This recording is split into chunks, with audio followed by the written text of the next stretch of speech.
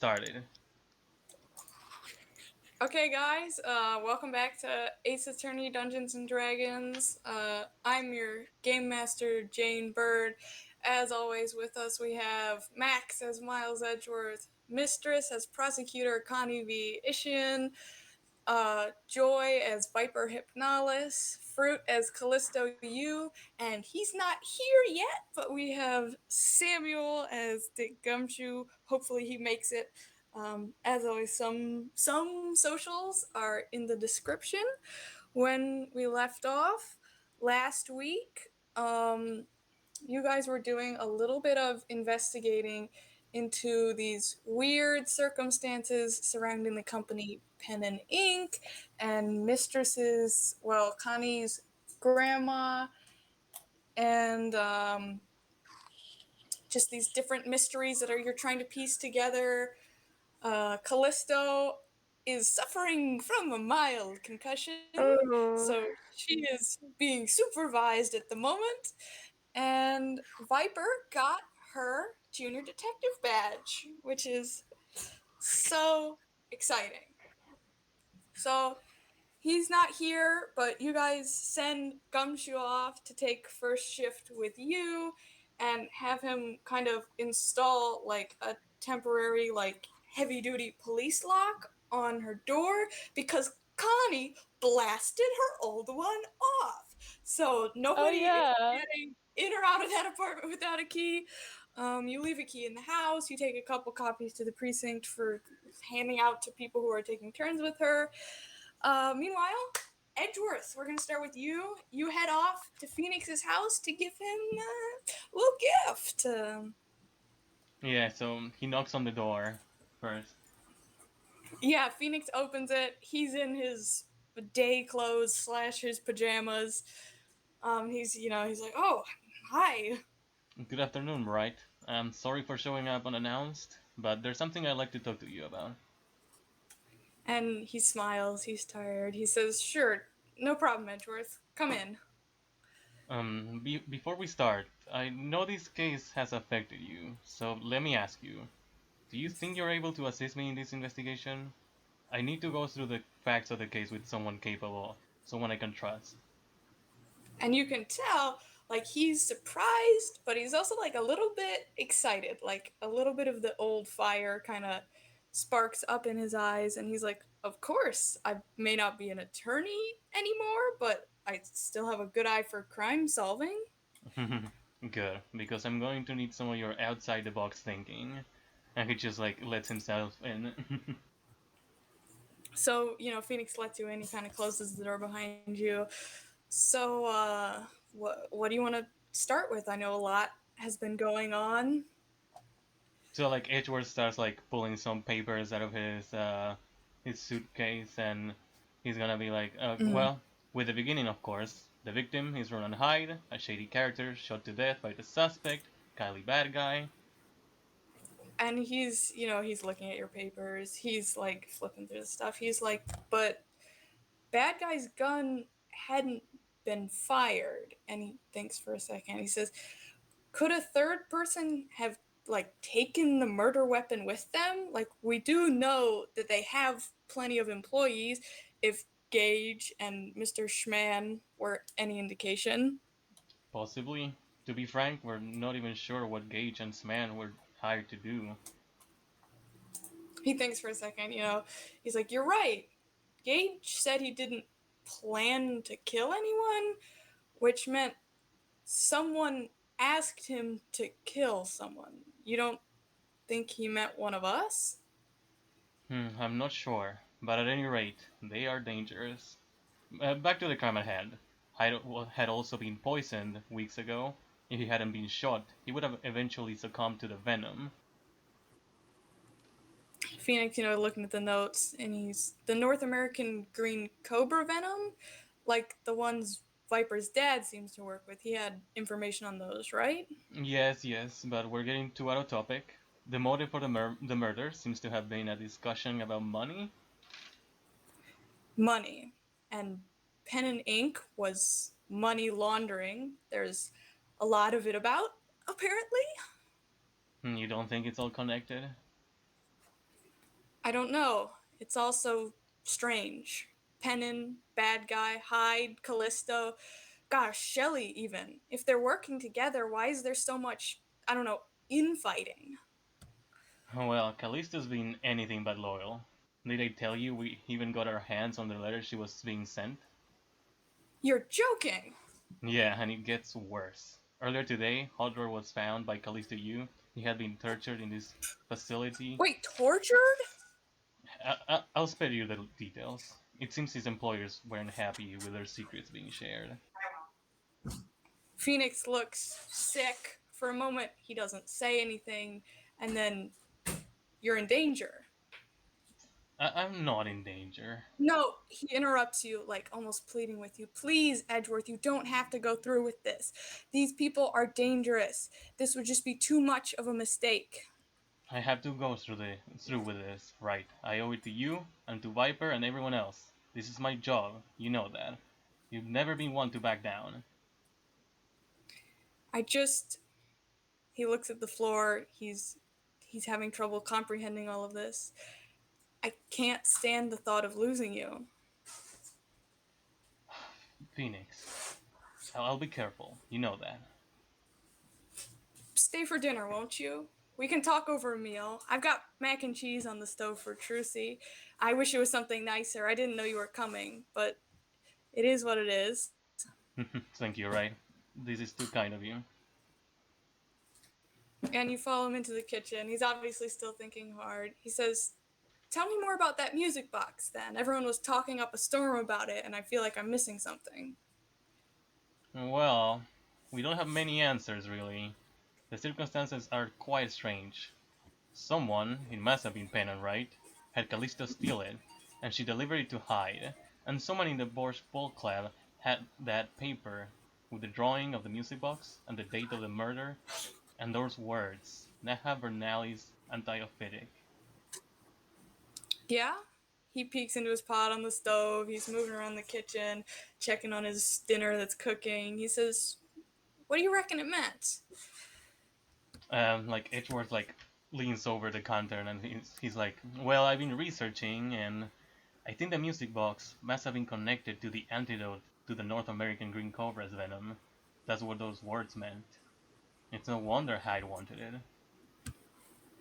I wondered what on earth Connie was doing with it. Apparently her grandmother had it specially made for her. What in the world? It's strange, I know. It's very strange. And it's missing. You don't think. I mean, he hesitates. You don't think Connie stole it? I don't think she did, Phoenix. She was really upset about it. Well, she had the motive and the opportunity. Think about it. It's really important to her. It would have been so easy. No, you think about it right. I know she can be hot-headed, but she's not a thief. Plus, we know someone got in there because Callisto's gun and knife are missing, and Connie's already got her own self-defense weapons. Not to mention she was punished for losing said evidence. You're right. He's quiet for a minute and then he goes, "Ah!" He snaps his fingers. "I bet it was Callisto. She could easily grab the box if she took her own gun and knife, maybe even just to rub it into Connie." I don't think so. It would have been too obvious. And there wasn't anything about a second theft in the letters. She honestly seems to be out of her element. Then who do you think it could have been? He takes a moment. I would guess it must have been another one of Pennant's employees. Someone disabled the security cameras too. They can get more done than we give them credit for. Poor Gage. We have to do something. He's suddenly full of fervor. We can't let this keep going on. We're trying, right? He shakes his head. We're really trying. Okay, we're gonna switch over to the precinct. Connie and Viper are together. Viper, you just got your badge, and I know we talked, and I know you have a special request for Connie. Okay. So I was thinking about this crime, and I was sort of wondering if I could get a chance to talk to bad guy. Like by yourself? Maybe, or with you, or with any police officer if you think it's, dangerous or whatever. But well, I'm a junior detective now. I wanna do something. Yeah, okay. I don't want an officer with you just because we're still not sure who inside is on the take, as it were. But I'll go with you. I'll stand back so she doesn't feel bothered since I want to wreck her family. Um, but yeah, well, we can go do that and take care of that. Okay, are we like near a bad guy right now? By the way. You're not. You can go to the visitor's room, but you're not in there with her right now. Okay, can I do that with Connie right now? Yeah, you go to the visitor's room. You're like, can we please visit her? You tell the guy, and he goes to bring her, and he says, actually, she had a special request to meet in one of the investigations rooms instead of the visitor's room. Huh. Kind of weird. I think that's probably fine. Okay, so I guess we go down there. Okay, so you go down there. Do both of you go in, or just you, Viper, and like maybe Connie, you stay where you can hear, but she can't see you? Yeah, can I be like just outside the door so like I can jump in quickly if anything goes wrong? Yeah, so you're outside the door. You're not in there with them, but like you can hear and you can go in there if you want. Okay, so Viper, you go in there, and bad guy is sitting Oh, wait. at the Viper, are you table. okay with that? Yeah. Oh yeah. I just want to make sure you're comfortable. I'm not going to send like a teenager in there and not No, have I you I okay. think I'll be okay. All right, Come on, as this is long as my you're good. idea, so yeah, Okay. yeah. Okay, so you go in there, bad guy. You saw her a couple hours ago. She looks the same, and she kind of watches you as you enter, and she says, "Hello, junior detective." And she's looking at your badge. Okay. I look at her and I say, I was hoping maybe you could answer some questions. I feel like you've been awfully vague recently, and I was wondering if at least I could have an answer about that. She says, "I'll do what I can. What do you wish to ask me?" Well, what do you have to do with pen and ink? She says, "Well, I mean, they worked with the Borscht Bowl Club, so their business was tangled up in ours in ways I didn't even realize at the time."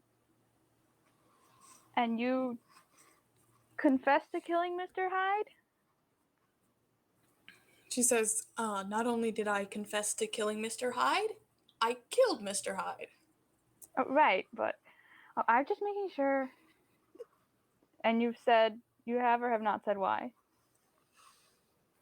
She says, "Well, we got into a fight, an argument. He was asking me for money, and I have sometimes been overly cautious, shall we say, and I may have viewed him as a threat too soon." Hmm. So you don't know if he has anything to do with pen and ink? She says, "I assume he must have been working with them in some capacity, as it's become clear through the investigation that some of our business was just their business." Right, but your gun hadn't been fired, had it? She says, "What kind of gangster would only carry one gun?" Okay, that's fair. So you don't know where the second gun went then? She says, "I left it in the stairwell. They found it." Huh. Oh, okay, never mind. Do you know anything about the music box that you would be willing to disclose? She says, "Well, I heard you all talking, and I did you a favor, shall we say. I have connections even in here." A favor? She says, "Look at me, Miss Hypnalis. You have shown bravery and cleverness and kindness, and those are qualities I do not overlook, and so I've decided to trust you." But what favor did you do me? She says, "First, you have to swear your silence, Viper Hypnalis. I cannot risk anyone knowing, even that prosecutor. If anyone finds out I've done this, awful things will happen. Things I do not wish for a child to bear." To me or to everyone? She says, "Things will happen not to you directly, but things that will affect you and things that I presume will distress you." Oh, um, do it does. Can I tell if Connie's doing anything? Connie, are you doing anything? I'm just chilling by the door. You're staying? She's just chilling. You're chilling? I don't want to cause your death. Eh, Oh it's my fine. god. She's Okay, over well, it. I knew what I'm I not. was getting I don't want to into. do anything because I don't really feel safe to do anything right now. Okay. Uh. Hmm. I say what would happen if she knew? She says, "I am not worried about her specifically knowing. I am just worried that word will get around." Okay. I promise I won't tell anyone. She says, "Do you swear to me, on your honor, that not only will you not tell anyone that you have what I am about to give you, you will not show it to anyone, you will not speak of it or indicate in any way that I have bestowed something upon you?" Yes, I promise. Okay, I give you my so word. she says, "Thank you, Viper." And she's holding something in her hand and she puts it on the table in between you. She's handcuffed, but she puts it on the table in between you. And it looks like a metal stylus, but with something like a stamp on the end. Like you might be able to use stamp patterns into leather, maybe similar to that. The stamp is shaped like a snake, and something about the metal and Oh the my god. style of the snake is familiar. This is meant to go with the music box. And she says, "I got this from Miss Ishian's mother. It will be useful to you. But I need you to keep your silence, Junior Detective Hypnalis, until you physically see the music box with your own eyes. Do you understand me? When you see it, you may reveal this tool, but until then, you must not tell a soul." Okay, I understand. I understand. Okay, she says, "Thank This you for your kind time, of. and I urge you stay safe." So, is there anything separating us, or? No. I mean, she's handcuffed Oh, to herself and probably the floor. so I get the stylus? Yeah. Okay. I'll Am I wearing like a jacket or something? Can I put it in my pocket safely? Yeah, you're probably wearing a jacket or something with pockets. Okay, I put it in my pocket. Okay, Um, you want to go back out and say anything to Connie? Hold on. I just want to ask, bad guy, is there anything else in specific that you could tell me without putting anyone in danger about our investigation? She says, "I have told the detectives as much as I can, and again, I repeat to you, as is my refrain, you will know with time." Huh. Okay. Well, thank you for what you told me here. She I says, won't. and I promise I won't tell anyone. she says, "And thank you." Okay, I guess I leave. Okay, you and Go Connie back go to probably up Connie. to. Okay, before you guys reconvene, I will come right back to you. We're gonna switch Okay. back to Edgeworth for a minute. Um, So, that evening after Phoenix puts Tracy to bed, the two of you end up in the living room in front of the TV, but you're like still talking to each other. You're not really paying attention to it. You could talk to Phoenix for hours, honestly. The end of a Steel Samurai rerun is playing, And he gives you like a cheeky little grin, and he says, "My word, Edgeworth, I can't believe you still watch this stuff. For all the serious business you do at work, you're still a kid at heart, huh?" And it's like he's his old self again for a second. He like gives him a knowing look. This is a conversation they've had before. They bantered about this kind of stuff for a many times, and he was like, "Excuse me? The traits I value can be valued at any age. Honesty, moral, uprightness, bravery, and of course being there for your friends." And he gives like Phoenix a knowing look. And Phoenix says, "Oh, yeah, and you run around Los Angeles in a costume fighting crime?" That is a very rude way to describe my job. And Phoenix laughs. He says, "Maybe a costume would help you, considering how messy the cases you're in can get. Could hardly make things worse." I wouldn't be caught dead in something so cumbersome. "I thought you idolized him." That's different. "Does the Steel Samurai play with toys, too?" He's teasing you. "Does he have little figurines in his office?" For the last time, right? That is not a toy. It's a high quality collector's A high item. quality collector's item. I know, I know. Same difference if you ask me.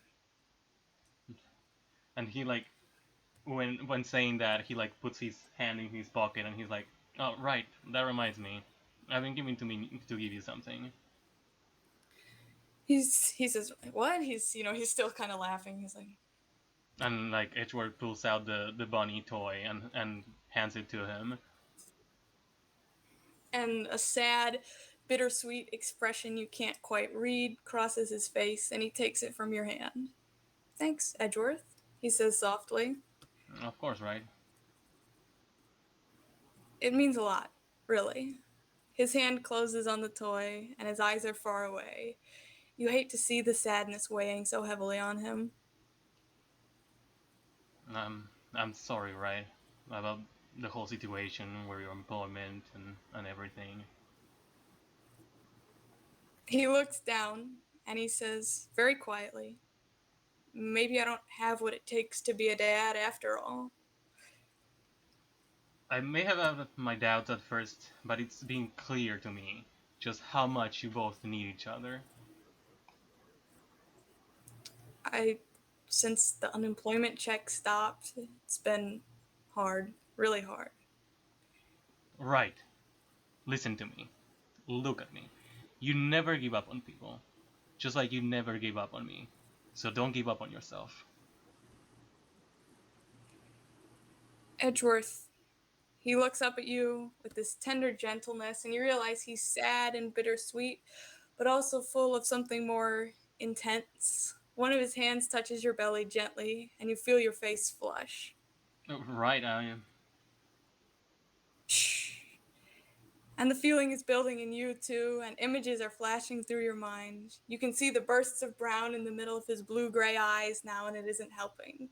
You can smell the grape juice on his breath. Your breathing is shallow. There's a bang in the doorway, and you jump apart as Trucy runs into the room. Phoenix shares a wry, embarrassed look with you, and then stands up to greet his daughter. "Hey, hon, what are you doing out of bed?" She says, "I couldn't sleep." She smiles. She sees the toy in his hand. She says, "Ooh, Daddy's that funny for me?"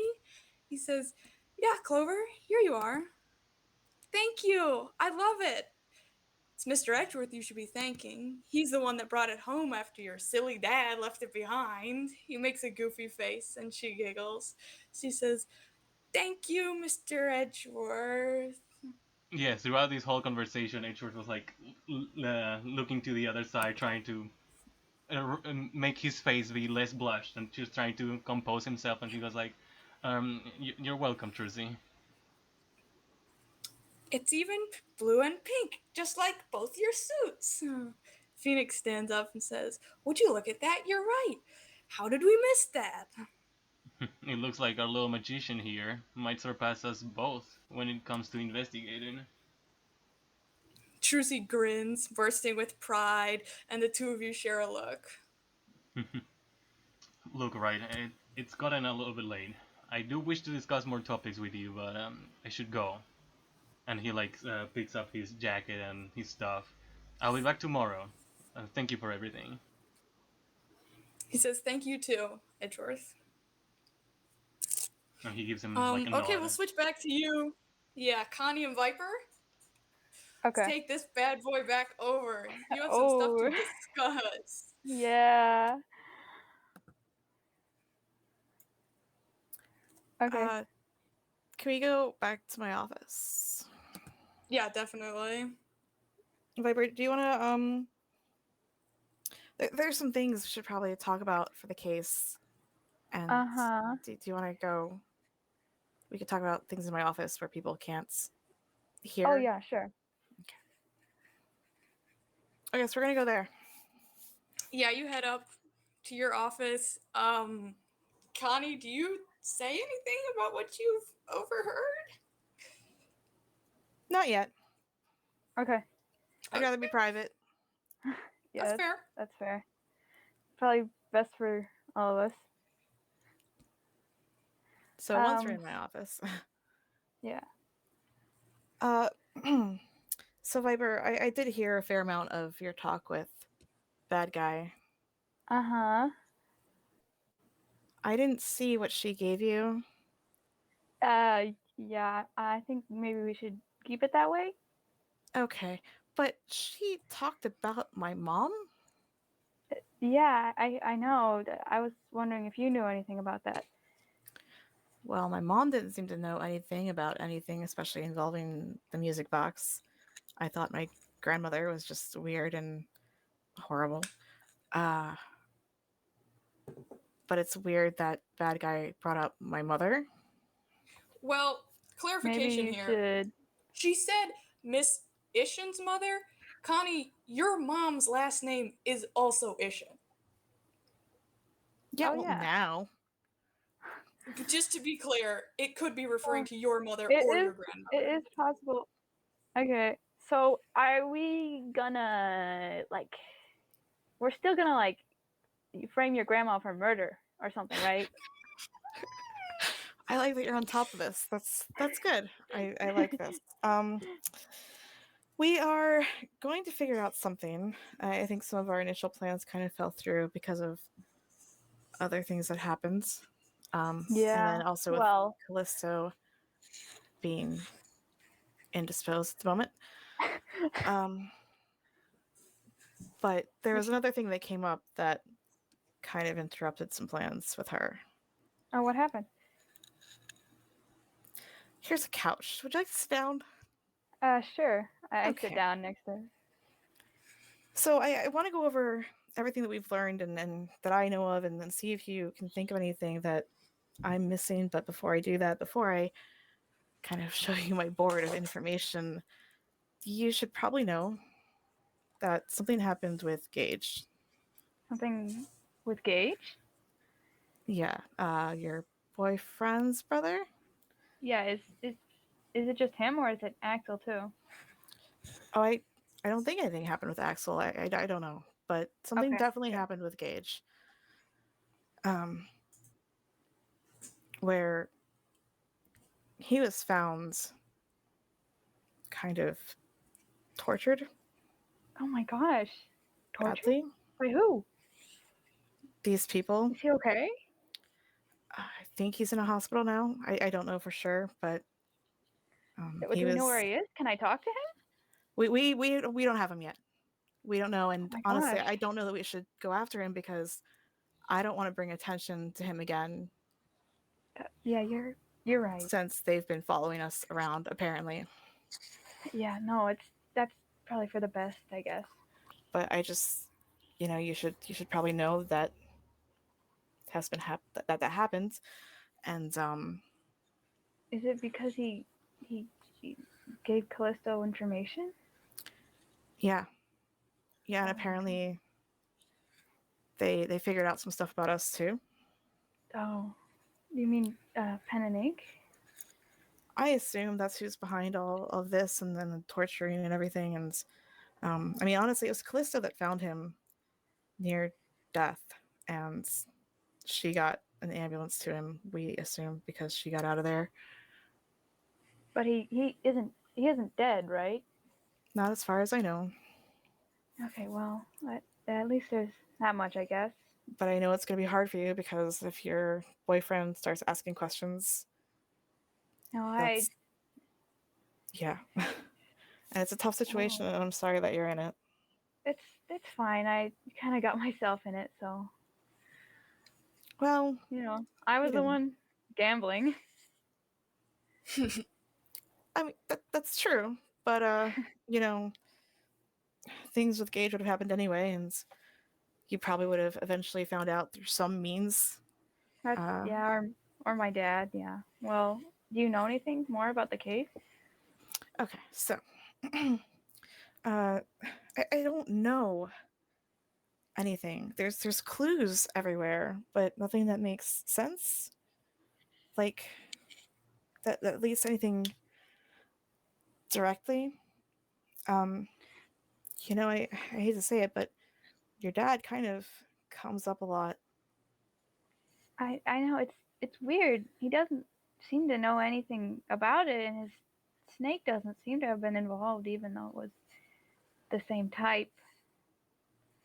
I mean, maybe not the snake itself, but it's interesting that that music box that my grandmother gave me Yeah. has that snake emblem thing in it. Um, and it's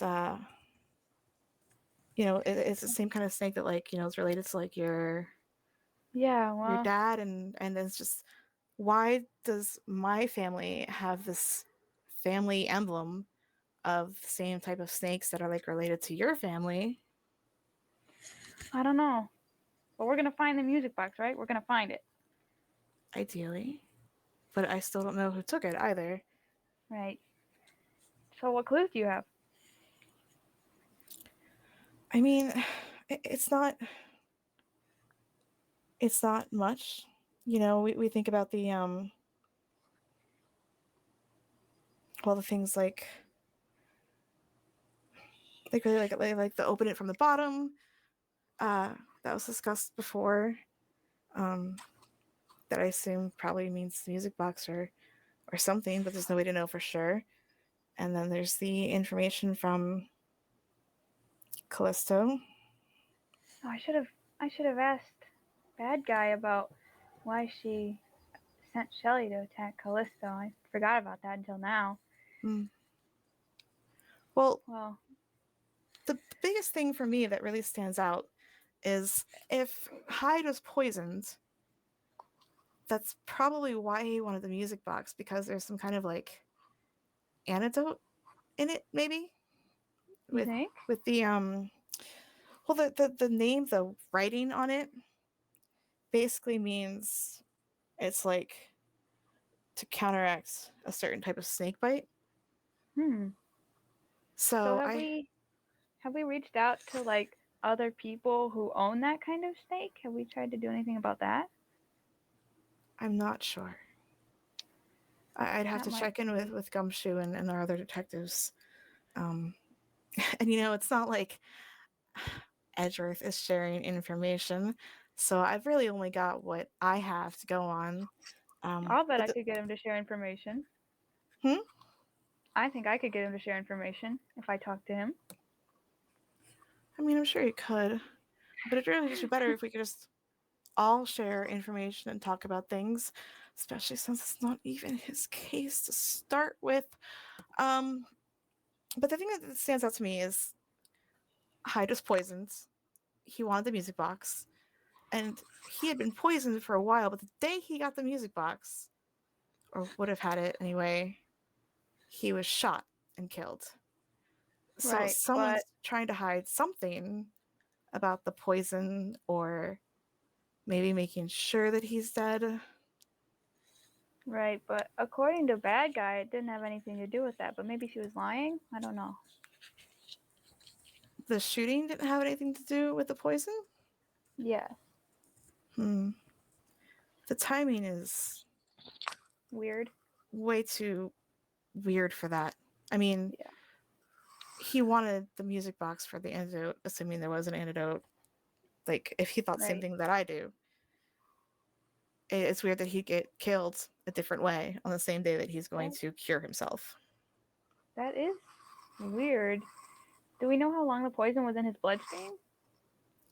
I don't know exactly. I think it was there for at least a while. It wasn't like some Right, the short term long-term thing. venom. Yep. Yeah. So yeah, I don't know. It seems like we should be looking into this venom and pen and ink more to find out who's behind it, right? The who's behind really trying to murder him before any of this even happened, or your grandma. I would do that, Yeah, or your we mom. will. Yeah, Yeah. either mom or grandma's probably got some tea. Yeah, we should probably look into my grandmother. At some point, we should probably go to the store and see what's happening. The pen and ink store, Oh because yeah. There is. They do have an actual store, don't they? they do. But we They should do do have a that. physical store, yeah. Probably do that all We together. go and we're like, hey, what do you know As we, about murder? I don't. know as you we know all about know, it. when you own a money laundering business, leave clues lying around in the open. I'm sure it would happen. It would happen, guys. Yeah. I It also would kind work, guys. It would work. I also kind of want to go and check the like the Oh my poker gosh, area again. Samuel, Yay! Gumshoe made it. he made it! Yay! Yay! You're alive. Right. So we all leave the airport. Let's go to the car. Uh, why would the car store, guys? Oh, Right. Oh no! The car is just gone. So we all have to wait for someone to come fix the car. Then Oh my finally gosh. finally we fix the car. We fit all the suitcases in the back of the car. So I have to sit in a squished car full of suitcases. Get home and there's a dead rat under my table. Oh, Oh my gosh. Yeah. horrible! Yeah. But I made it. You made it. Yeah. Yay. It's good to have you back, Detective. poor Thank Gumshoe needs you. extra milkshakes. Yeah. Somebody help him. Okay, so to fill you in really quick, what's happened is Phoenix Nedrith did a little overview of the case. Viper and Connie are together, and Viper went in and talked to Bad Guy, and she got like a stylus or a stamp, something to do with the music box from Bad Guy, and now we're just trying to figure out what it all means. So not too much has happened. Alright, okay. Okay. So I think we should well, I don't know what your plans are, Connie, but I think we should go and like talk to someone or like investigate. I don't know. I feel like we're kind of at a dead end, and I think we should go find new clues. I would like to kind of go back and double back and see if there's anything missed where the poker game was and the tunnel and everything, because I mean, I think you're right. There had to have been an extra gun. There may have been another person. Wait, And didn't I thought that Bad Guy said that the gun had been collected, the one that actually shot it? The gun was found later. the gun was Oh, found later. Did it gun was have found her later. prints and stuff? Presumably she was wearing gloves. Was she wearing gloves when we got her? Or she wiped her prints. Okay. Not when you found her, but she'd already changed Isn't clothes that- by then, so. Isn't it? Is it a crime scene, or can we just like go right now? I guess you are a prosecutor. Well, this is our mini session. We're trying to get through it fast, but you can probably go investigate since she's the prosecutor on the case. Next session? Yeah, that fair? no, Okay, that sounds I good. missed the whole gun thing, so we're sounds gonna good. pretend I didn't say that. Gun was totally there the whole So- time, and I knew. Gun was there. Because Gun was there. it's like nighttime. It's evening time now, so tomorrow. Okay, so we can do that later. Yeah. Tomorrow. Okay, so we're gonna switch to Callisto. You sleep on and off. You know, people are taking turns taking care of you. You're woken alternatingly for water, staying awake. You're not allowed to read, look at screens, blah la la la, and you feel a little bit better. Your period also comes, which explains some of the horribleness you were feeling. And you're coming to recognize what happened to you slowly. You've had a couple nervous breakdowns over the years, but like never ever one this bad. You know it was a panic attack combined with a concussion, and part of it had to be coming from the fact that you've been pushing through whatever emotions you've been feeling. Not that they matter, they just demand to be felt sometimes, and you hate that about yourself. And like a lot of what you're feeling is scared. It's like every other time you've been caught before, the fear that is like you realize the depth of the mess that you're in, except this time there are people here looking after you, even if they don't really care about you and they just want your information and your skills. And it's a weird feeling. And the second thing you're experiencing behind the fear is that tickling, itching knowledge that you can come out on top here, and that anger from before, the need to stick it to someone, anyone, to prove that you're not a pawn. It's like what you overheard Edgeworth talking about in the visitors' room at the precinct, what Bad Guy said. Having the trump card isn't enough. You need to know when to play it, and the only card you've got is your strength, your will, the one thing you've always been able to count on, the one thing that can't be broken. And there's a worry stirring in you that these fools might think that you're turning into what they call a good person, that you're developing morals, that you might become like an animal, tamed and easily controlled.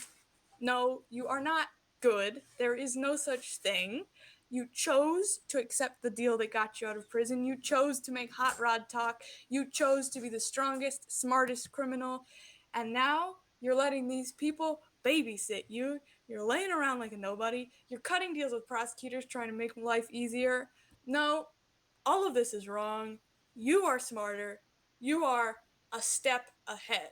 So by the next morning, you've got Viper with you because you guys, or the next, not the next morning, but the next afternoon after she gets out of school.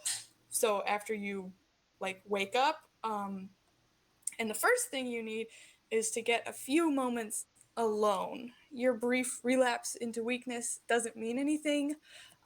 Once you have your privacy, you will be able to reestablish connection with your employer and state your demands. You will not be used any longer. There will be no threat of jail. Connie was right about one thing: they haven't given you enough. You'll muddle through their false intimidation for a couple jobs, sure, but once you do what they say, you will demand payments, and then you'll do what you do best: lie. You can get anyone to fall in love with you. Byrne, Gage, even Connie, perhaps. They were easy targets, but you're well equipped for a challenge. You're sure once you begin to look tempting, the man behind this operation, perhaps Mr. Pennon, will not be able to resist.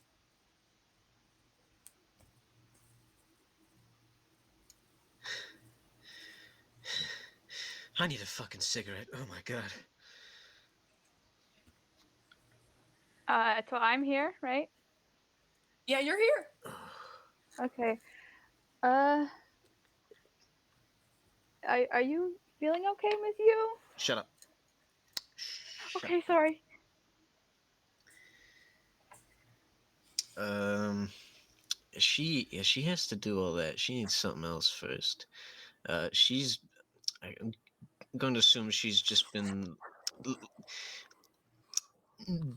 sort of useless on the couch for a while now. She's been laying around letting muscles atrophy. She's she's she's gonna I'm gonna stand up. I'm just gonna I'm gonna go into the kitchen. Mm-hmm. Just completely blow off Viper. I don't know what she wants. I don't care. Oh Um, my gosh. and she's going to not crazily. This is a very important aspect of this, but Okay, not crazy. she is going to very targetedly start tearing up the kitchen. Mm-hmm. This is not like insane I'm just destruction, but like she a long time ago. There are cigarettes hidden in this kitchen. She does not remember, and she needs them now. For sure. I feel like I'm just kind of watching. I'm really worried You're about watching this. this I'm kind of madness. scared. pulling out drawers, like breaking the bottom of the drawers to see if there's anything in them, and just throwing them on the ground if there's nothing. I'm like, Just should I call someone? come on. And she doesn't remember where she put them. This was a long time ago. This was a very, very foolish, I guess, decision. And she's not smoked in a very long time, but she kept some hidden away just because she never thought she'd need them. And now she does. She fucking needs a smoke. She's not gonna stop until either this kitchen is like wrecked or she finds them. Yeah, and she finally finds them in a fake cereal box in the back of her cabinet. My God, date stamp 2009. I should just looked at this one. My God. All right. Viper is perhaps witness to sort of terrifying display of Callisto just wrenching open this cereal box to finding like a whole carton of cigarettes within, which she also wrenches open. I'm so scared right now. She just she's a little jittery. She's A little jittery? yeah, like not having a good time. She gets a pack out. She gets a cigarette out. She's like, I gotta light it. She's got like a million ways to light things. Let me check my inventory. What I got. I got a $10. Man, That's if enough. your jittery is this, I don't want to see you're actually upset.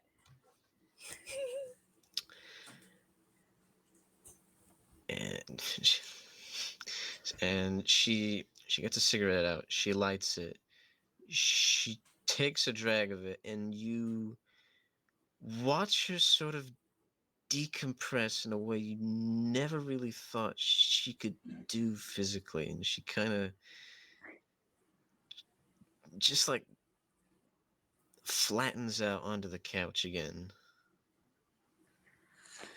Oh my gosh. And you see the jitters just like leave. And this is an especially strange moment in that she is smoking indoors and her apartment does have a balcony. I'm like, is that a good idea? Shut up. Okay.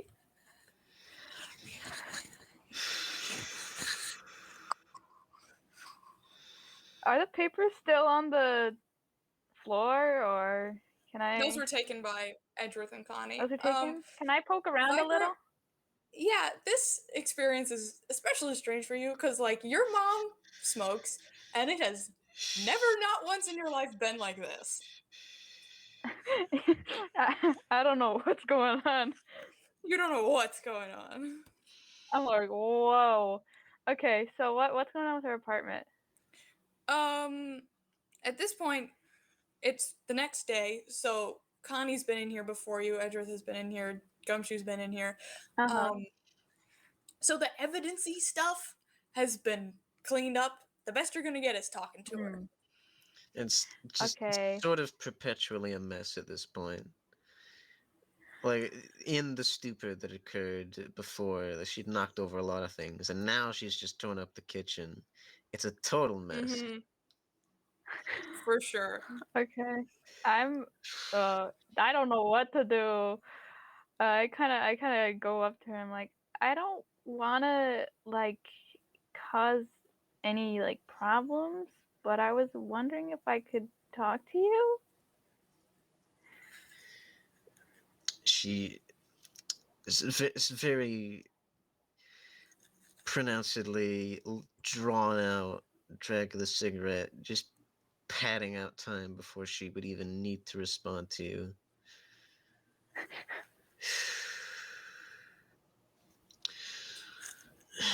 Quiet voices, please. Oh, sorry. Sorry, I didn't. I was sort of just wondering if you were willing to talk about anything at all about the case. You can ask. Do you know anything about Pen and Ink past what you've already told us? I wish that I did. It'd make this a lot easier. Yeah, well, I don't know. It's just, I feel like everyone's missing something. None of us really know the full story, but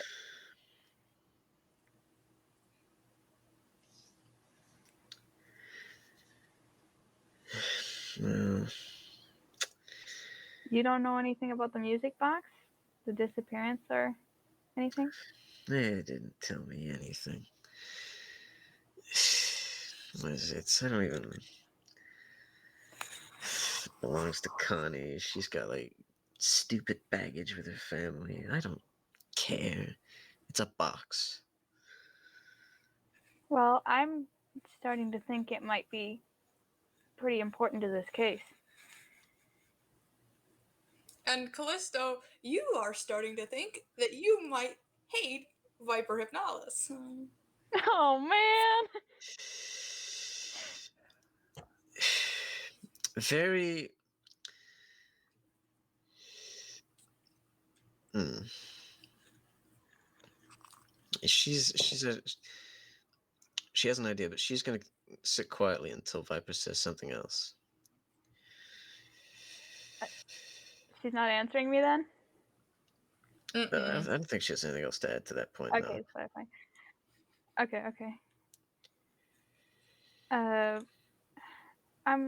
I'm sorry. I don't. She blows a cloud of smoke in your this is- face. Ah! It's disgusting. Like in my eyes? Dang. Was it? Oh, why'd you do that? You're in my Actually, I house, kind of dude. know why. Yeah, I get it. You just want me to leave you alone then? Finally, the train arrives at the station. Oh, Go I'm on. not that stupid. She shoots you this really pointed look. Which Okay, that was kind of earned.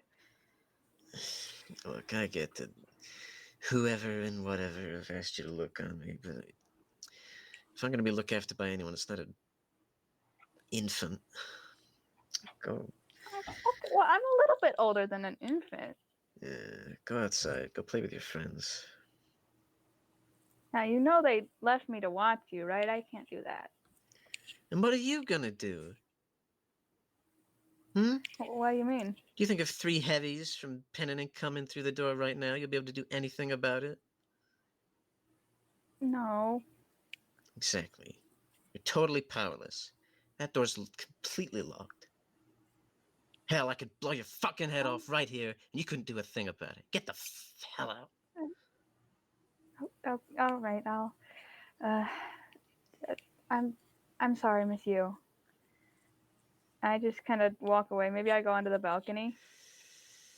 Okay, you head out onto the balcony, and the instant Viper's out of the room, a shadow passes over the light, like filtering in from the hall because the door is like slightly blasted off, and like a letter flicks to the floor of your apartment. Fucking ghosts. She just shoots one look back at Viper just to make sure, and then she goes to pick it up. Yeah, you pick it up, you read it. Takes a little bit of effort not to lose your composure. These people, but still, if they want something, you should follow it, at least for now. Forget who it'll harm. You are responsible for you.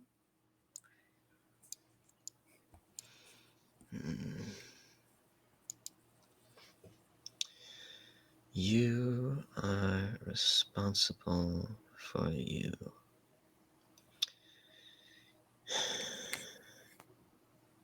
You's been giving me some pretty bad luck lately. She crumples up the cigarette in her hand, and she stands up. She thinks for a moment.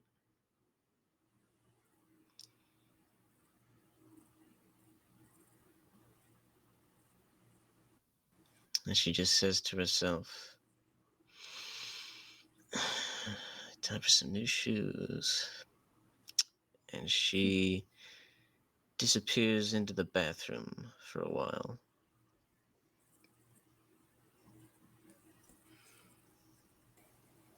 Do I hear her like moving around, by the way? Yeah, you can see her get up, walk around a little bit, but you don't like nothing seemingly dangerous happens, and then she leaves your line of sight, and you can't see her anymore. Okay. Can I look at the thing that a bad guy gave me? The stencil thing, whatever it is.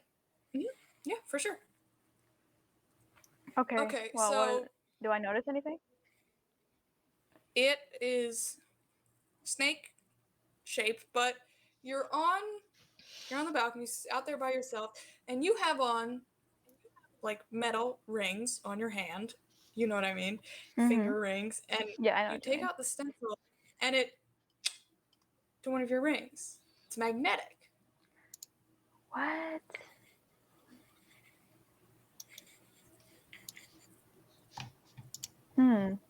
What part of it is magnetic? The whole thing? The snake part. Oh, only the snake part. Only the snake part. And it doesn't remind me of anything I've seen before, right? Like even the snake part, The past music the fact that box. it's a snake. Right, the music box. But neither of those ring a bell? It's not like it's nothing in particular is jumping out at you. Okay. Because it's like a snake shaped icon. It's not Can like I like roll for thinking of smart things? Yeah, for sure. Roll investigation or insight Sure. That's Yeah, my sure. junior for thinking of detective. smart things. I think thinking of smart things is what they called it in 3.5. A 4? Can I try again since there's no stakes? Well, what were you rolling for? Investigation or insight? You can roll for I don't the know. I other. can't see my stats right now. Okay, I'll roll for the other. Okay, we'll say that was investigation. You can roll for insight, I guess. All An right, 8. hold on. Let me see what my add-on is. Give me a second. Yeah, check your modifier. While you check your modifier, Callisto, how's it hanging? So cut away from Viper doing her thing. You just imagine moving past the door of the bathroom. You see Callisto mid shaving her head. Oh my gosh. Stupid hair color. Interpol. Sorry, what was I rolling for? The first one was investigation, and the second one was insight. Okay, sure.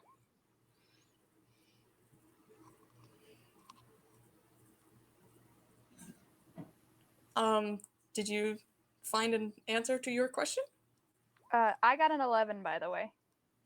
An 11. Okay, on an 11, you can tell that if you had the freaking music box, you'd have more answers. Oh, gosh, dang it. I want to talk to someone. I miss Connie. Connie was nice to me. Okay, Callisto, anything you want to add before we jump away from you for a minute? Who? Oh, excuse She's not me. here anymore. The artist formerly known as Callisto. Gonna have to figure out a new one. But I guess that's half the fun. And Callisto, you went in. Somebody else comes out. Does she interact with Viper or try to leave the apartment? Absolutely not. Just Okay. complete blindside. But I noticed this, right? What do I see? Yeah. What does she see when you leave the bathroom? I guess what does she see? Obviously, bald. Not good. She's lit herself another cigarette in the span of can't be more than My like 50 gosh. minutes. Um, you see her go to round the corner into what you assume must be the closest thing she has to like a bedroom. Uh, and she quickly disappears from sight, but Yeah, you do see. Is it just that That's a she's bald bald? head. That's a straight bald head. Okay. Can I like call Connie? I'm a little worried. You're not gonna say anything to her, or whoever I'm that like, was. I'm like, Callisto? what did I tell you? Sorry. Uh, I, I'll leave you alone. Mm. It sounds like her, right? I can tell it's Callisto. It's like it's not a total psychodrama moment. It's her. Yeah, Oh my gosh. Okay. you see her disappear from sight to her bedroom, and she's uh yeah, Can I she's call someone? yeah. I see. Was it how you say? Yeah, like just before she leaves your line of sight, she's starting to take her shirt off. Oh. Yeah, sure. And Okay. as I wanna. you're, oh, 1 second, Viper. I'm gonna jump away from you for 1 second. As you're Oh, sorry. in your bedroom, artist formerly known as Callisto, you are. The feeling is back. The feeling that you hate, that you've been trying to push through, and it's just ugh. And in your bedroom, you have a physical analog clock, the kind with the hands. You know what I mean. And it's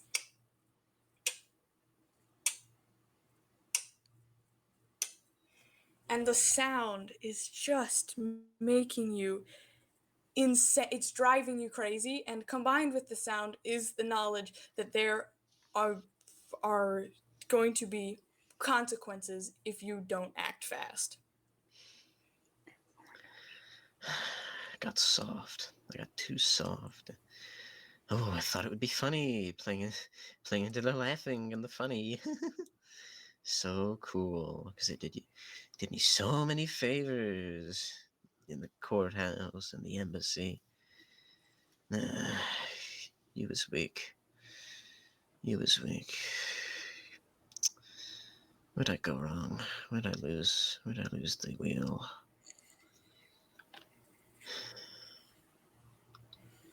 Need to follow the old masters. Back to basics. No more. No more of this. I got a gun in my pocket and I can walk as many miles as I need. I can do whatever I want. I can do whatever I can. I'm not gonna work for money. I'm gonna pretend to go out there, work some job. I got all the money I can get if I can take it. I got 100 faces I can put on. I got 100 people I can be.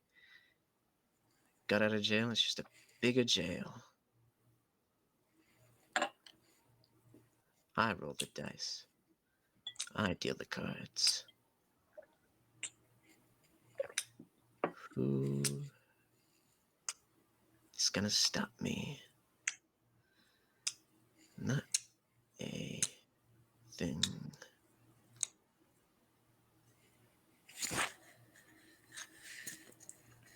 And it's almost like you can hear this voice in your head. You're trying to stop being her, but the voice in your mind says, "Time is running out, Callisto."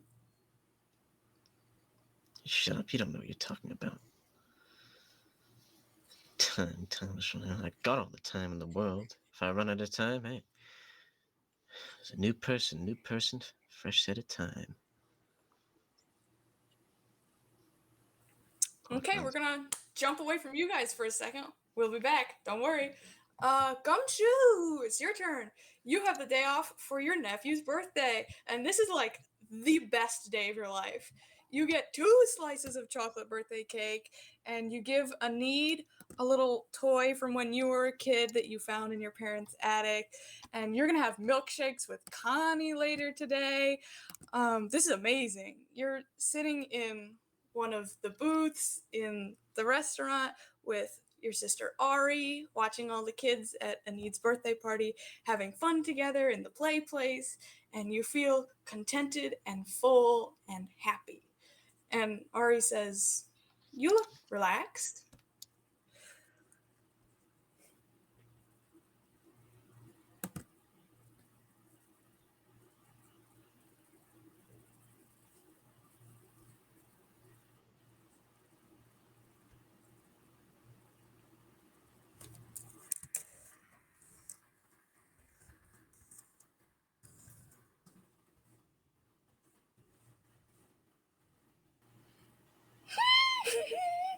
We'll give him a minute.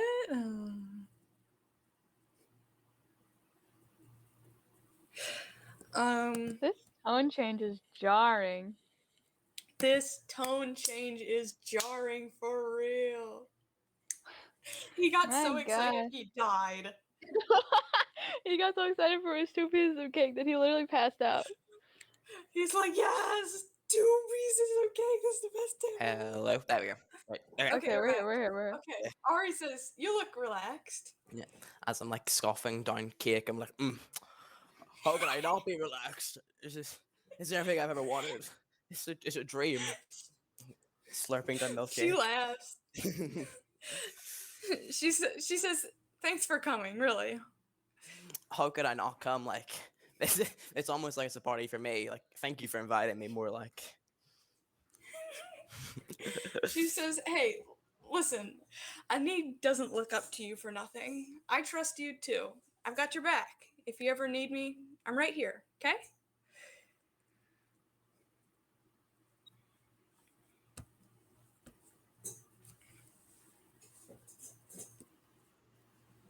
Him and Mike keep cutting. Okay, we'll come back to Gumshoe in 1 second. Callisto, you, or whatever you'd like to be called, you have people to see and places to be, or lack thereof.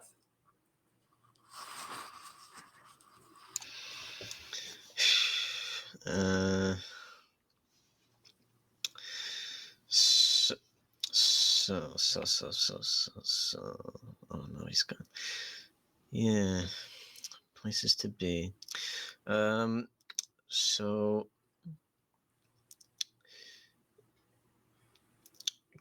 cutting quite the different figure now.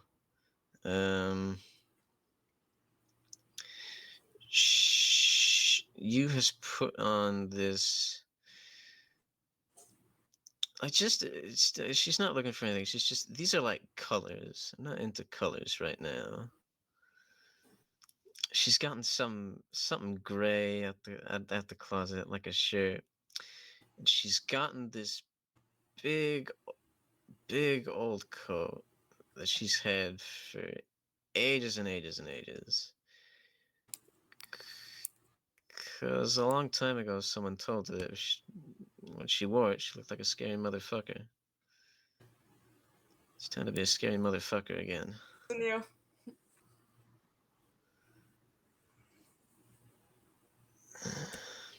It's time to be a scary motherfucker someplace very specific. Oh dear.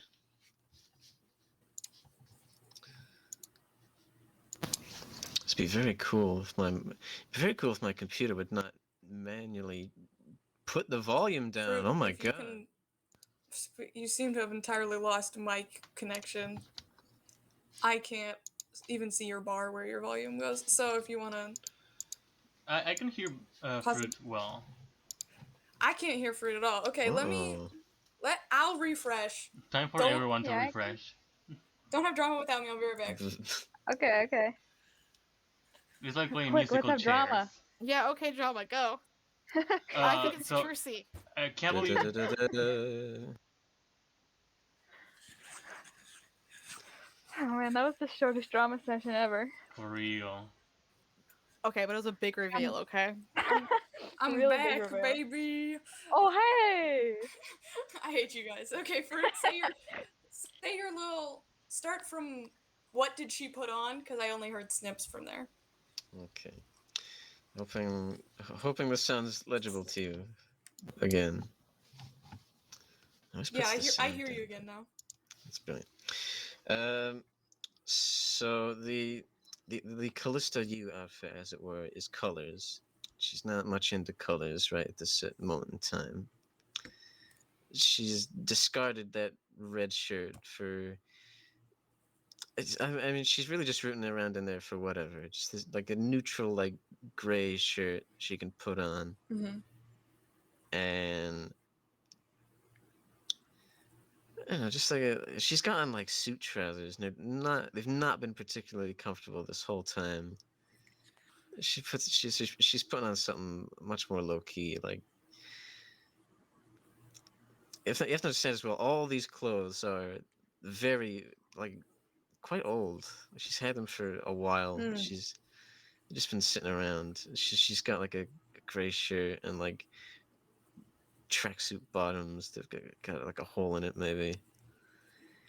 Mm-hmm. And those are all secondary really. The main point here is she puts on this big like just black coat that she's had for years and years and years. Because a long time, somebody told her that was frightening.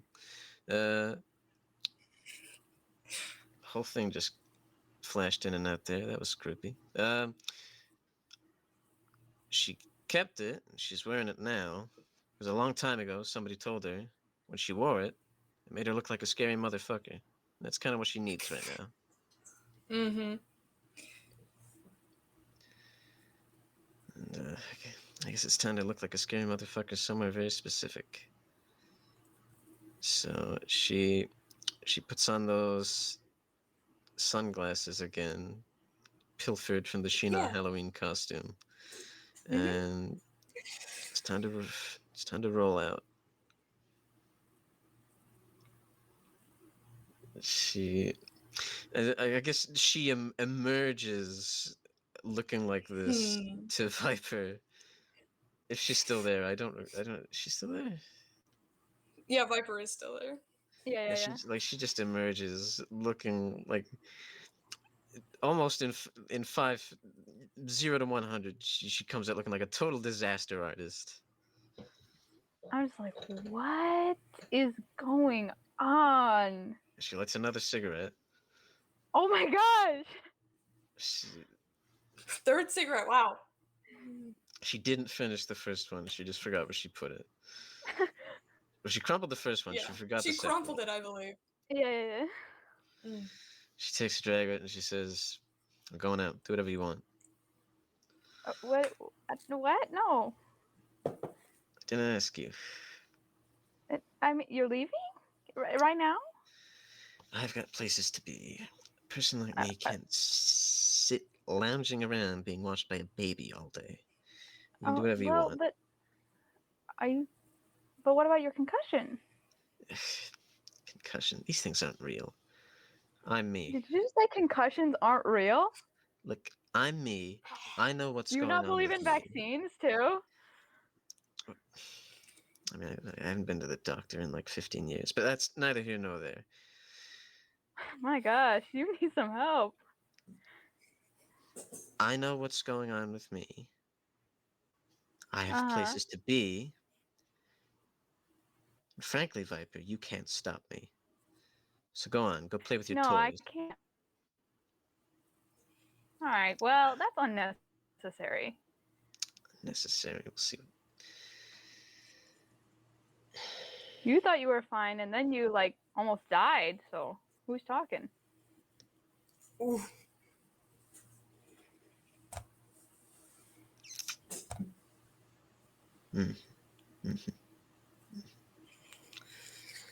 Sure, sure.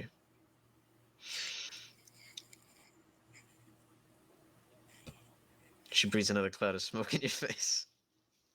Ah! And then she leaves. You Better not be here when I Ah! You better not be here when I get back. Oh my god. Okay, so Gumshoe, you're sitting in the Better Burger, just feeling happy and excited, and your back is to the windows. So what you don't see is a nondescript gray car pull into the parking lot, and a bizarro Callisto Yew get out of the car and approach the building. Now, Stinks. Callisto, as you're walking up to the building, you pass by an unmarked white van with two men behind it, like opening the doors, and they don't like look over or seem to see you, but you get a tiny glimpse in, and it's padded black soundproofing on the inside, no seats. It looks innocuous enough, but as the doors slam shut, you get a waft of a horrible smell, one that most people might not be able to identify, but one that you know well. It's a mixture of burnt tires and blood. The smell brings you back instantly, so instantly you almost lose your footing. The memory of being young hits you so hard it's almost indistinguishable from the present. The emotions that you felt then, the blind obedience to your boss, the desperation and overwhelming distress, that need to escape, it's all right there. When you were a teenager, back when everyone called you Kana, after you ran away from home, when everything had been horrible, there had been only one ray of light, and its name had been Cyrus, the only other teenager in your circles. He'd been older than you, more ruthless, more cold-blooded, better looking in a rugged kind of way, and he'd taken a liking to you. He'd taught you how to keep from getting mugged, how to blow smoke rings, and how to handle a dagger properly. He'd taught you where to hide from the police, and smiled when he'd caught your hungry, anxious eye, always waiting for him to get up and leave you. He'd brought you to his own secret spaces and told you his fears, the kind you did not know you were allowed to put voice to. He'd been the only person older than you that you'd ever seen cry, and it had only been once, but you would never forget the way his body shook and how badly it scared you. His clear blue eyes had caught on little Kana, fighting for her life, and they had not left her.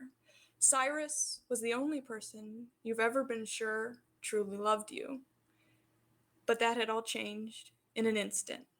You'd been on a job, chased by police who were fighting through city traffic, almost gridlock, trying to get up to the 18th floor of a skyscraper to the room that was all windows. You were able to see it from the ground from blocks away. You were in that groove of perfect focus. Cyrus and your boss had been running behind you. You darted out through traffic. You were slender and quick as a child, sprinting close to cars roaring past, deafened by traffic, and you'd reach the other side of the roadway when you'd realized the other two weren't with you. And you'd looked back over your shoulder, and there behind you had been Cyrus, and behind him your boss. And you'd been given two conflicting instructions. Your leader had yelled, "Run and don't look back," and Cyrus had screamed, "Kana, help!" His leg had been caught on something in the road, someone's fender, and you'd run, and you hadn't looked back. You didn't see the cop car hit him. You didn't see the end of his life. You didn't see him turn from a boy to a body, but you heard it. The scream of sirens, the shriek of brakes, the slamming, sickening crunch, his yell cutting off instantly. But you'd kept running. You'd gone into the skyscraper like you were instructed, up to the 18th floor, the room with the glass walls, and you'd knelt on a chair near the windows and peered through them. He'd been a pink and red stain, far, far below you. You hadn't cried, hadn't been sick, you just sat down and stared at the floor and tried to make sense of it. And then, when the horrible emotions caught up with you, you'd closed yourself off. It was time to grow up. You were going to be cold and independent. You had to be. Emotion had been fun while it had lasted. That foolish game, the one where you relied on another person, was over. All of this hits you in a rush when you smell the burnt rubber and metallic, bloody smell, and even though it's long over, somehow it still feels recent. You had thought you hadn't cared. You'd grown up and out of it. You were stronger than this, and yet you hear the echoes in your head. Run and don't look back. Kana, help. the mush of used-to-be person that had been entirely unrecognizable. Both of you would have died if you'd helped. You had to listen to your boss. Every choice you made had been made for you by your circumstances, and yet you're shaking. Not a lot. No one will know but you feel cold despite the warm day, and it's like there's a rock in your belly. Kana, help! But you have a job to do. This weakness, this stupid weakness, cannot slow you down.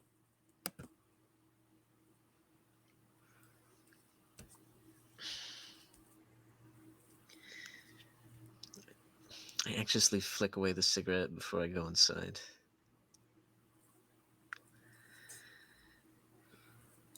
So...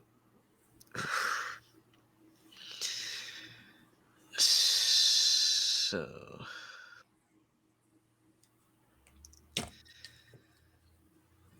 She has to get a look around first. What is this? Inside the Better Burger. What's going on? So you can see screaming kids' birthday party, small group of adults. There's like the part where the counter is, and then there's like a divider, and then there's the other side of the room where like your car is parked, and there's more secluded privacy on the other side.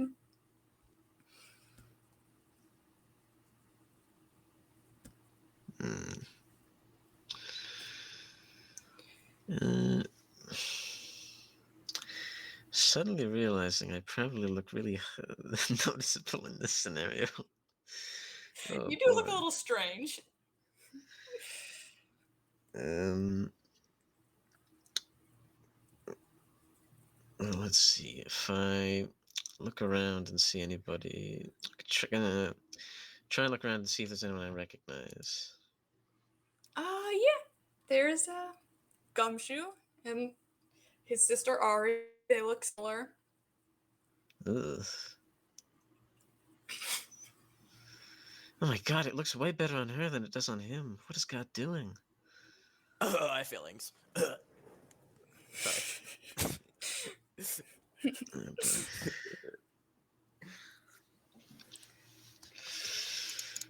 Oh, boy. Hmm.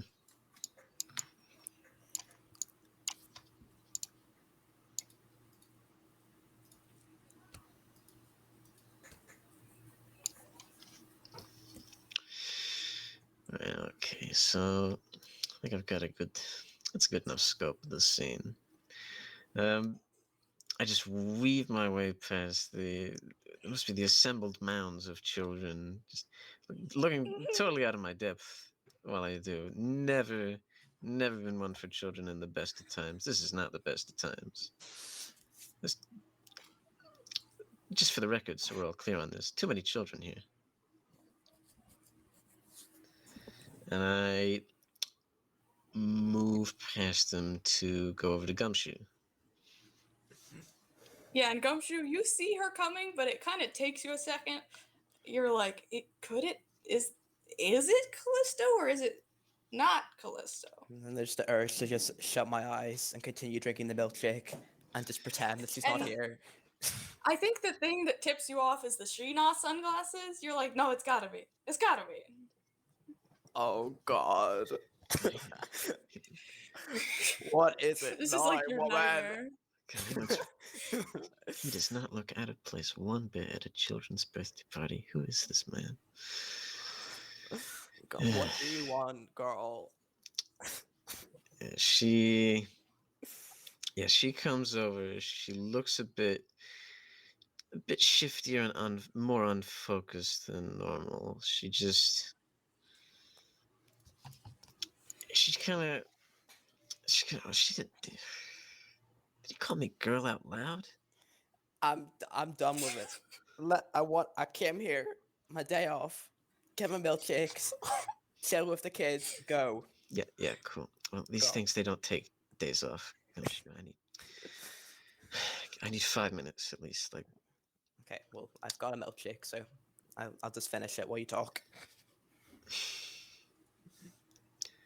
I need 5 minutes elsewhere. There are children around here. I'm I'm not the morals person in our group. I thought maybe you would be. If you want me to talk about the murders, death, torture while the children are around, it's fine by me. But Okay, where do we have to go? I don't know, somewhere a little quieter. Less children. She she kind of rubs her temple. She's like, just a couple less children, maybe like no children. I think there's a spot over there that's a bit quieter. Okay. I think I can bring my milkshake with me. So Okay, I Ari. accept Ari the looks at you. She invitation. says, "Ari says I'll see you around." Oh well, yeah. Okay, just gotta do some Mr. Policeman business. But see you soon. She says, "Sounds good." Why are you at a children's birthday party? Free milkshakes, free food, free fun. Mic drop. Is that, do you go to these? Oh no, but I'm not like here every weekend. This is just because my niece. Don't worry. This is not like an annual thing. Right. She, yeah, she's like, she doesn't seem quite as put together as normal. As she moves over to somewhere a bit quieter, she's like, Yeah. oh, barely awake. Are you good with that milkshake? You sure don't want like a coffee or something? I've No. barely standing up. All right, fine. What is this actually all about? Like, what's Yeah, happening? okay. Yes. Uh, take a seat first. We gotta talk. Okay.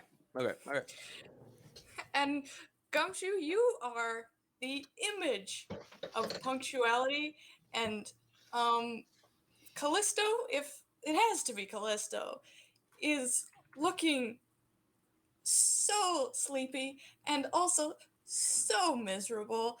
And you're just, it's rude for someone else to order a drink and you to not order a drink, but the part of your heart that makes you like people wants to buy her a coffee, and you can't buy her a coffee without buying you a coffee.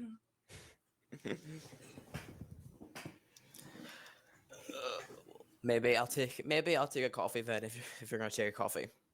You know what? I'm a grown man. I can drink big boy drinks like coffee. That's your rationale. Yeah. And she sort of looks like she's about to do the very classic laugh, but it just washes over her face for a moment, and she's like,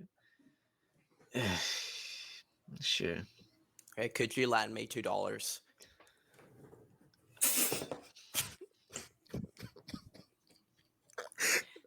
I, I do not have money for the coffee. Gumshoe, I know.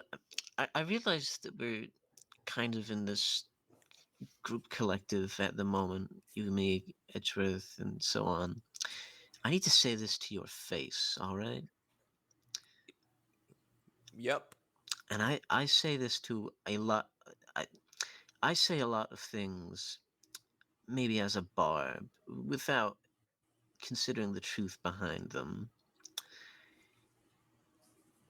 You, you are really a pathetic individual, and I don't understand.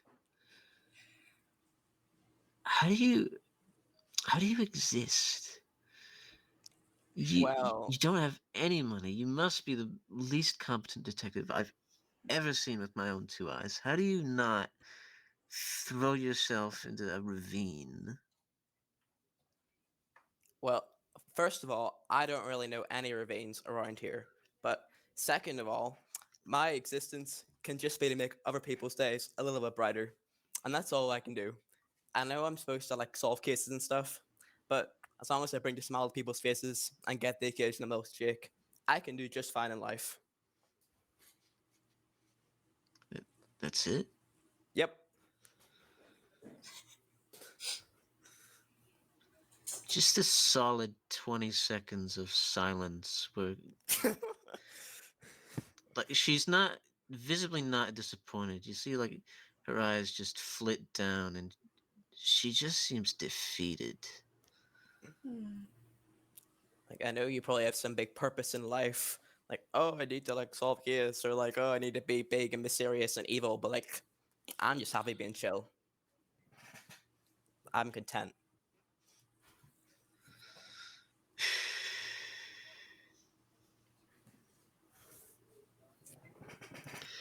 She just silently pulls out the money. Merci, mi amigo. What? Oh, those are those are two different languages. I'm sorry. Thanks, thank you, I'm Callisto. gonna say she doesn't know what he just said. I'll just quickly take the money. Okay, so you guys order the coffee. They bring it out. Callisto, you're preparing it, and your hand hesitates. You have two packets, a red one and a blue one. Kana, help. You know what they're going to do to him. It's like your vision is shifting. One moment, a scruffy detective who's confused and hopeful. The next, a pair of piercing blue eyes that don't shy away from your confusion. His life is the price of yours. You have two packets.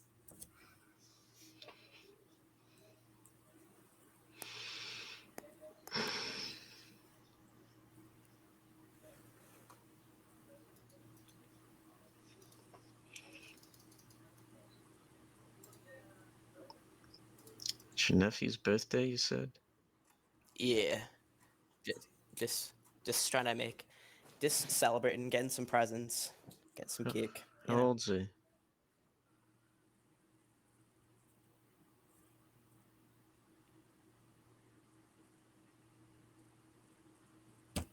Did we lose Samuel? Did we? Samuel, are you with us? Give him a minute. Intense pause. This is a message I'm sending directly to Samuel's computer. You gotta stop doing this, man. Not even to Samuel, to the CPU in Samuel's computer. You gotta cut this out, man. It will understand you by just the power of your sheer rage.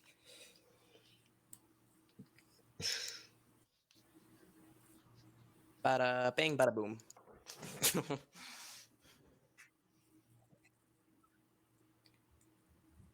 Well, yeah, my nephew's Hey, you're back. my nephew's 7, right? Or like 6 or 7.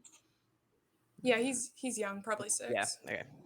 Well, yeah, he's 6 years old, so just here celebrating little Young's birthday.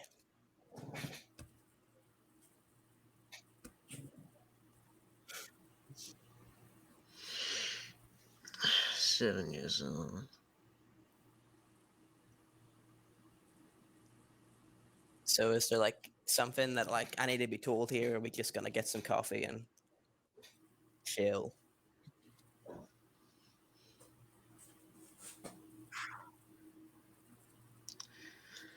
We're just chilling, Gumshoe. We're just sitting around. And she goes for the blue one. She puts the blue one where? In the coffee. Her own? No, it is. What the fuck are you talking about? Okay. Blue one in his, red one in her own. Yeah, why not? Okay, so there are dangerous men nearby right now, surely watching to see what you do. If you have any hope of lying and saying you forgot which is which, you should take a sip and lie down quickly, somewhere not here, somewhere more public so no one shady takes you while you're sleeping. Let's just see. Okay, Gumshoe, real quick. This can be real quick, so I can't tell you this twice, okay? You need to be listening. All ears, sir.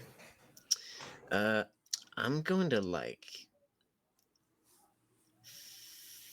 go paralyzed in a second. Okay. Uh, I will tell you the detail later. You just you need to make sure I don't know, prop me up where people can see me. Uh, Uh, we've been dealing with spooky men in black recently. You got just try and keep keep those kind of folks away. You know. are you being serious? You're about to just collapse? Yeah, it's I think I just totally flaked on a job. This is kind of the way it has to go. So oh boy, that's fast. Uh, make sure I don't get taken by evil. Okay, Okay. sweet. Night. Oh boy. So you are still awake. You're conscious as Gumshoe, moves you to a more open area and props you up. And Gumshoe, you're never one for, missing out on something. You're a big boy. You go back and take a sip of your own coffee. What the heck? And instantly you begin to feel very sleepy, and then you nod off. This is you, Gumshoe. And then, when you wake up, you're in some kind of moving vehicle, handcuffed, gagged, and blindfolded. Someone must be watching you very closely because as soon as you surface from unconsciousness, you can hear the click of what is unmistakably the release of a gun safety quite close to your head. Someone speaks to you very softly. If you move, you die. Oh. So you're gagged. You can't talk. I mean, you can tell me what you do, but you can't talk to the people. All right. Okay. Can I see anything? Fully blindfolded, everything is dark. Oh God. What can I do? Not much. So the vehicle stops, and you can hear a door open, and the voice says, "Listen to me very closely. You will do exactly as I say, unless you want a bullet in your skull. You're going to get out of the van and follow me inside. Do you understand? You may nod or shake your head." Yeah, I nod very quickly. So you're still blindfolded, so you have to sort of awkwardly fumble your way out of the van. Your hands are handcuffed, and then follow the sound of his footsteps. You hear them stop, and he says, "Give me the card that unlocks the door to your apartment building." Yeah, so I'll probably try find that then. Are my hands tied up? Your hands are Yeah. behind you, but you can reach your wallet in your back pocket. Yeah. Then let's quickly hand over the wallet. Okay, you hand over the wallet, you give it to him, you hear a lock click. He takes you by the shoulder and pulls you roughly into what the smell confirms is the back stairwell of your building. You've just come in from an alley that you're pretty sure doesn't even have windows. No one will see you here. The door shuts behind you, and you can hear it lock again. "Climb," he orders. I will then climb as quickly as I can. Yeah, so you awkwardly shuffle up the stairs so you don't fall because you can't see. He stops you on your floor, taking you out into the hall. You're disoriented, and it's hard to know exactly where you are as he pulls you along, but you've got to be outside your own apartment. "Keys," he demands. Well, aren't they in the wallet? So can I just not like? He needs your physical ring of keys. Okay. Well, let's give him the keys as quickly as we can. Give him the keys. Yeah. He unlocks the door. There's a shove between your shoulder blades, and you stumble into your apartment. And he hisses, "Don't move."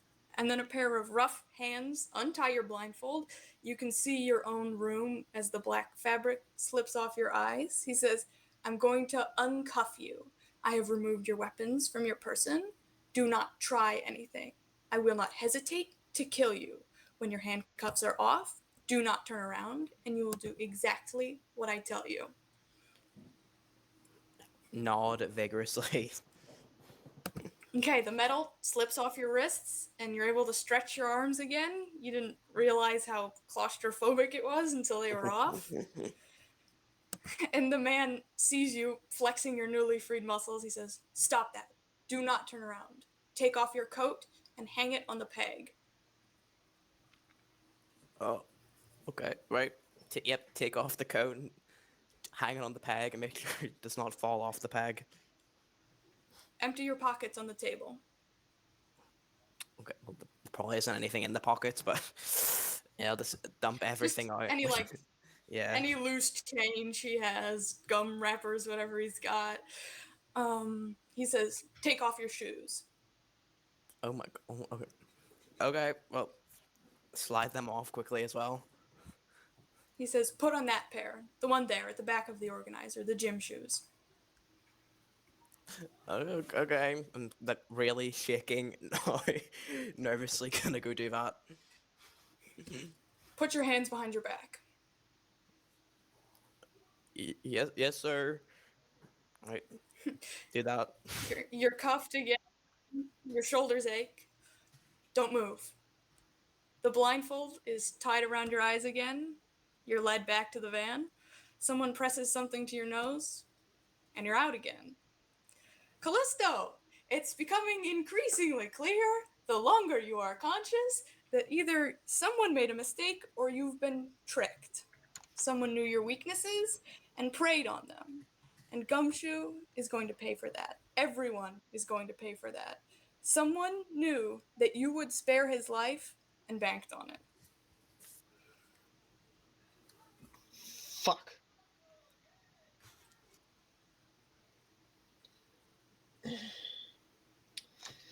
Okay, maybe the disaster arc did not give me as many powers as I thought it would. What do I do even? Is he dead now? Oh, he might be dead. Oh, little Rick Gumshoe cut up in bags in the freezer. Oh boy. Oh dear.